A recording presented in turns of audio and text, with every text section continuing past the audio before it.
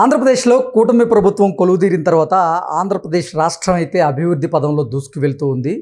ఎన్నో కార్పొరేట్ కంపెనీలు ఆంధ్రప్రదేశ్లో పెట్టుబడులు పెట్టేందుకు క్యూ కడుతూ ఉన్నాయి. ఈ నేపథ్యంలోనే ఆంధ్రప్రదేశ్ ప్రభుత్వం ఇప్పుడు రక్షణ ఏరోస్పేస్ రంగం మీద దృష్టి సారించింది.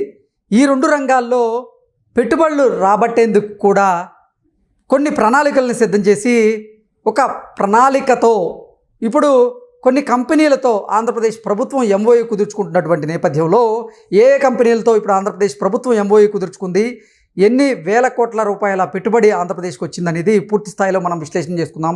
ప్రస్తుతం మనతో పాటు ఉన్నారు ప్రముఖ రాజకీయ విశ్లేషకులు, ప్రముఖ సీనియర్ జర్నలిస్ట్ సిఎస్ రావు గారు. సార్తో మాట్లాడదాం. సార్ నమస్తే. సార్ నమస్తే. సార్, ఆంధ్రప్రదేశ్కి ఇప్పుడు రక్షణ ఏరోస్పేస్ రంగాల్లో అధిక పెట్టుబడులు వచ్చేలాగా ఇప్పుడు చంద్రబాబు గారు ప్రణాళికలు సిద్ధం చేశారు.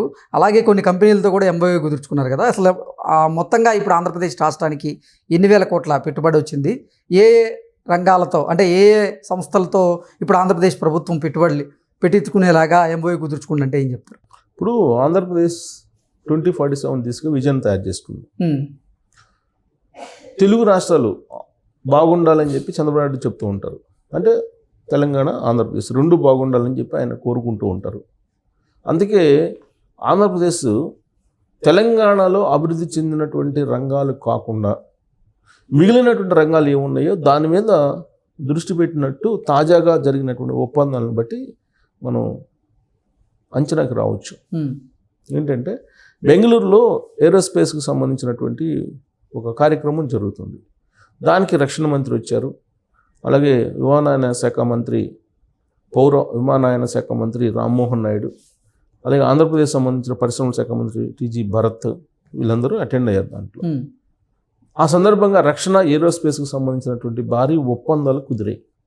దాదాపు 2,500 కోట్ల రూపాయల పెట్టుబడులతోటి కంపెనీలు రాబోతున్నాయి. దీని ద్వారా దాదాపు ఒక 8 లక్షల మందికి మేము ప్రత్యక్షంగా పరోక్షంగా ఉద్యోగాలు వస్తాయని చెప్పి ఒక అంచనా వేస్తూ ఉన్నారు. ఏంటి ఈ ఒప్పందాలు అంటే రక్షణకు సంబంధించి ఏరోస్పేస్కి సంబంధించిన ఒప్పందాలు. ఆ సందర్భంగా ఎస్ఎస్ అనేటువంటి పూర్తి స్వదేశీ పరిజ్ఞానంతో తయారైనటువంటి విమానం ఎక్కి పౌర విమానయాన శాఖ మంత్రి రామ్మోహన్ నాయుడు గారు విహరించారు ఆకాశంలో.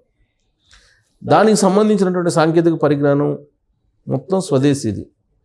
అలాంటి పరిజ్ఞానంతో తయారు చేసేటువంటి ఏరోస్పేస్ రక్షణ పరికరాలు ఆంధ్రప్రదేశ్లో తయారు చేయాలని చెప్పి ఆంధ్రప్రదేశ్ 2,500 కోట్ల పైగా పెట్టుబడులు పెట్టడానికి ఒప్పందాలు కుదుర్చుకుంది డిఆర్డిఓ తోటి. ఇది ఒక అచీవ్మెంట్గా తీసుకోవాలి. దాంతోపాటు ఆంధ్రప్రదేశ్ ఏ దిశగా వెళ్తుంది అనేది కూడా మనం ఆలోచించాలి. ఐటీ రంగం అనేది ఇంపార్టెంట్. ఇవాళ ఐటీ రంగం అనగానే గుర్తొచ్చేది మనకి బెంగళూరు, హైదరాబాదు. ఈ రెండే దక్షిణ భారతదేశంలో మనకు బాగా గుర్తొచ్చాయి. ఐటీ ఎగుమతులు హైయెస్ట్ హైదరాబాద్లో ఉన్నాయి. హైదరాబాద్ని కాదని ఐటీ కంపెనీలు ఆంధ్రప్రదేశ్కి తరలి వెళ్ళడం అనేది అంత ఈజీ కాదు. ఎందుకంటే ఆల్రెడీ ఎస్టాబ్లిష్ అయింది కాబట్టి. బహుశా అందుకే రక్షణ రంగం మీద అలాగే ఏరోస్పేస్ దాని మీద దృష్టి పెట్టినట్టు కనిపిస్తుంది ఆంధ్రప్రదేశ్ ప్రభుత్వం. ఎందుకంటే ఆంధ్రప్రదేశ్లో ఆల్రెడీ ఇప్పటికే నెల్లూరు దగ్గర శ్రీహరికోట ఉంది. అది అంతరిక్షం మీద పరిశోధనలు చేస్తుంది. సరే, అది కేంద్ర ప్రభుత్వ ఆధ్వర్యంలో నడుస్తున్నటువంటి సంస్థ అయినప్పటికీ, కేంద్ర ప్రభుత్వ సంస్థ అయినప్పటికీ దాని కేంద్రం ఎక్కడుంది? శ్రీహరికోటది మనకి ఇస్రో శ్రీహరికోట ఇక్కడే ఉంది, నెల్లూరులో, అంటే ఆంధ్రప్రదేశ్లో ఉంది. దాని రిలేటెడ్కి సంబంధించినటువంటి ప్రాజెక్టులు, దాని రిలేటెడ్కి సంబంధించిన ఒప్పందాలు కుదుర్చుకొని అంతరిక్షం మీద రక్షణకు సంబంధించినటువంటి పరికరాలను తయారు చేసే దాని మీద దృష్టి పెట్టింది ఆంధ్రప్రదేశ్ అని చెప్పుకోవచ్చు. దాంట్లో భాగంగా డ్రోన్స్ టెక్నాలజీ మీద దృష్టి పెట్టింది. ఆల్రెడీ అంతర్జాతీయంగా డ్రోన్ ఒక సదస్సుని నిర్వహించింది అమరావతిలో. దాదాపు 2-3 నెలల క్రితమే డ్రోన్స్కి సంబంధించినటువంటి ఒక షోని పెట్టడం జరిగింది. ఆ సందర్భంగా అంతర్జాతీయంగా ఈ డ్రోన్లకు సంబంధించినటువంటి సంస్థలన్నీ అక్కడికి వచ్చాయి. రాబోయేటువంటి రోజుల్లో కొత్త తరం డ్రోన్స్ తీసుకురావడానికి ప్రయత్నం చేస్తారు. ఈ ప్రయత్నంలో ఆంధ్రప్రదేశ్ ముందుండాలి అనేది, దానికి సంబంధించిన ఒప్పందాలు కుదుర్చుకోవాలి అనేది ఆంధ్రప్రదేశ్ తీసుకున్నటువంటి ఒక నిర్ణయం. దీంతో పాటు ఆర్టిఫిషియల్ ఇంటెలిజెన్స్. ఆర్టిఫిషియల్ ఇంటెలిజెన్స్ అనేది ప్రపంచవ్యాప్తంగా ఇప్పుడు వినిపిస్తున్నటువంటి ఒక కొత్త టెక్నాలజీ. ఇప్పటి వరకు ఉన్నటువంటి సాఫ్ట్వేర్ రంగం ఏదైతే ఉందో అది ఆర్టిఫిషియల్ ఇంటెలిజెన్స్ రూపంలో రూపాంతరం చెందబోతుంది. దానికి భారతదేశం హబ్గా ఆంధ్రప్రదేశ్ కావాలి అనేది చంద్రబాబు నాయుడు గారి యొక్క విజన్. ఒకవైపు రక్షణ, అలాగే ఏరోస్పేస్కి సంబంధించినటువంటి కంపెనీలన్నీ తీసుకురావడం, ఇంకొక వైపు డ్రోన్స్కి సంబంధించినటువంటి పరిజ్ఞానం మొత్తం కొత్త తరం ఉత్పత్తులు తయారు చేయడానికి ఆంధ్రప్రదేశ్ కేంద్రం కావడం, మరొకటి ఆర్టిఫిషియల్ ఇంటెలిజెన్స్కి సంబంధించి డేటా సెంటర్, ఇవన్నీ కూడా ఆంధ్రప్రదేశ్ హబ్గా ఉండాలి అనేది. ఇది ఓవరాల్గా ఆంధ్రప్రదేశ్కి సంబంధించినటువంటి విజన్లో ఉన్నటువంటి ప్రాధాన్యత అంశాలు.